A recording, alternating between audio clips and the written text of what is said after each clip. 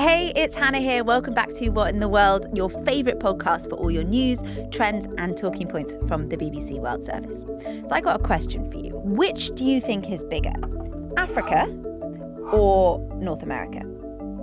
If you use the map that most of us were taught about in school, you'd probably get it wrong. And that's because the Mercator projection, which has been around for about 450 years, distorts size. It makes Europe and Greenland look loads bigger while shrinking Africa and South America. And now campaigners are asking for a new map to be used instead, the Equal Earth map. And you can see how much bigger Africa looks in comparison. And they've got the support of the African Union, which represents all 55 states on the continent. So today we're asking, could a new world map change how we see the world? Let's hear more about this now from BBC Africa reporter Makochi Okafor. Hey, Makochi. Hi, Hannah. So this really taps into some big sentiments and big feelings at the moment, a push for equality, equal representation, equality on a world stage. And there's this big campaign called Correct the Map. And it's been backed by the African Union. So that's pretty big, isn't it? You're right. So this campaign, the Correct the Map campaign, this is not the first time they started it. It's been happening for quite a bit. I do know that there are two organizations, two advocacy groups that have been very loud and have been more like at the forefront of this campaign, and that is the Africa No Filter and the Speak Up Africa group. Both are advocacy group who have sort of always fought for everything Africa, So now that they've sort of pushed enough for the Africa Union, which represents all 55 states, countries in Africa, to sort of hear their voice and adopt this Correct the Map, campaign or the map itself, it actually seems like they have made a mark. In fact, I remember the founder and lead of the Africa No Filter spoke with a BBC team recently, and she said she felt like the world has heard them, but she doesn't want that to be where it will stop. They want schools, global organizations, and even countries to start, and governments to start adopting the use of the Equal Earth beyond just the African Union saying that they would like for it to be adopted. Yeah, we actually heard from Moki Makura, the executive director of Africa No Filter, about why this campaign is so important to her. I think the most important part of this is that we're actually showing something that is incorrect. I've referred to this as the world's longest misinformation campaign because it's just wrong. And I think the one example people use is the size of Greenland, which is depicted on current projections as 14 times larger than it actually is. The point is that Africa is made to look smaller than it really is. The distortion matters because it literally shrinks Africa's power and our place in the world. The size being smaller than European countries, when in reality you can fit all of Europe, China, India, America, and other countries into the continent, it makes the continent look less important, less powerful, and less full of potential. I'd like to see the Equal Earth projection used everywhere. So in school textbooks, online, on Google Maps, in PowerPoint templates and Canva templates. The Mercator projection has been the default for 450 years, and we need Equal Earth to become just as ubiquitous. Everywhere I turn, I should see Africa depicted in the right way. And that way, everyone, everywhere, sees the world to the real scale. I want to get into the geography here.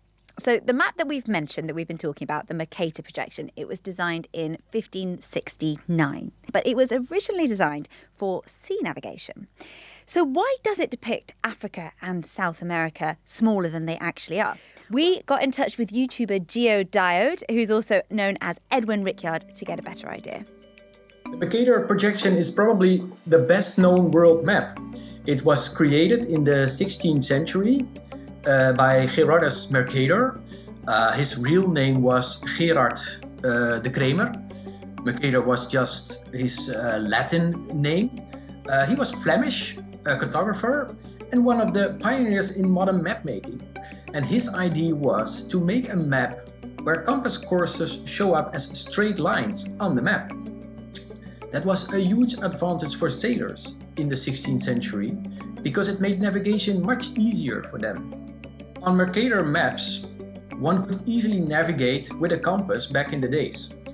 All the lines on the map pointed north, east, south, or west, and all the distances on the lines on the map were the same everywhere. No one ever paid attention to the maps because only a small group of people used the maps, like sailors, for example. But then came the mobile phone, and we all started using Google Maps or another navigation app. And Google uses the Mercator format because it's easy to navigate. It's impossible to create a perfect map because the Earth is a three-dimensional sphere and a map is flat. So when you try to flatten a sphere, something always gets distorted. That's why there are so many different map projections. Each one emphasizes something different and is used for a different purpose. So Makawatchi, criticism of the Mercator map isn't new. I mean, it is impossible to get something that is round and 3D to lie flat, right? You can't squish an orange down. But why is this issue being raised again now, do you think? Well, the truth is, with the current use and rise of social media and even more like media advancement, it seems like subjects that were sort of little whispers in silos are getting louder and louder, and more people are converging to have these conversations. It just seems like things that are felt in smaller groups are now being collected and voices are sort of being put together globally. So Africa No Filter and Speak Up Africa and even other organizations sort of have utilized social media and the use of new media and even older traditional media models to push and they have to push for their agenda or what they want, and that has totally worked for them. Yeah, so there are all these small conversations taking place, but the Correct the Map campaign actually has some really big intentions. I mean, they want schools, governments, and even major international organizations to change the map that they use. Yes, that's exactly what they are asking for. Interestingly, I think they have really done quite well in the sense that this campaign has been a bit successful in the sense that, for example, the AU, by the way, Africa is the second biggest continent, and if the huge governing body is saying they want this, then that's actually a huge thing. But even beyond that, organizations like the World Bank say they have stopped using the Mercator projection. They have adopted the Winkel triple map, which is not entirely the correct, the equal Earth map, but it sort of addresses most of the concerns that people have used when criticizing the Mercator projection.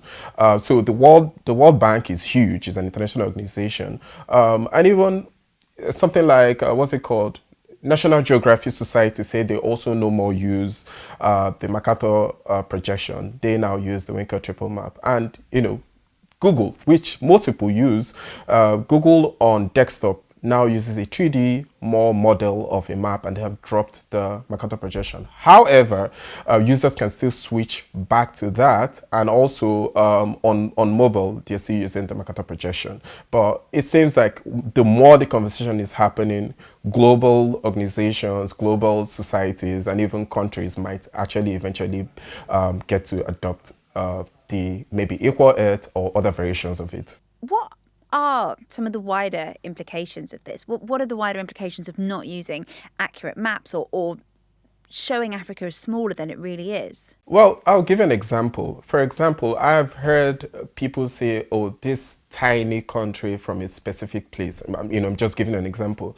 When people say that, both the people who live in those countries or even those who will want to either offer aid or even do projects on the country sort of start thinking of minimizing what they would have offered, or even people who are from those places sort of feel tiny. So you see that it not only affects people's identity and how they feel about themselves, but it actually affects policies that are being made because, visual representation sort of affects perception. So it has this huge both physical, economic, and even psychological impact on the people who are being represented that way. And that has been seen by most of the campaigners say it has affected most of the policies made towards Africa and even how Africans feel about themselves. Makawatchi, thank you so much for explaining that to us.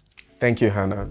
That's it for today. And wherever you are in the world and whatever map you might be using, thank you for joining us. Don't forget to follow, like, subscribe, share if you enjoyed this episode. And if you have ideas for stories that you think we should be covering, please do get in touch. I'm Hannah. This is What in the World from the BBC World Service. We'll see you next time.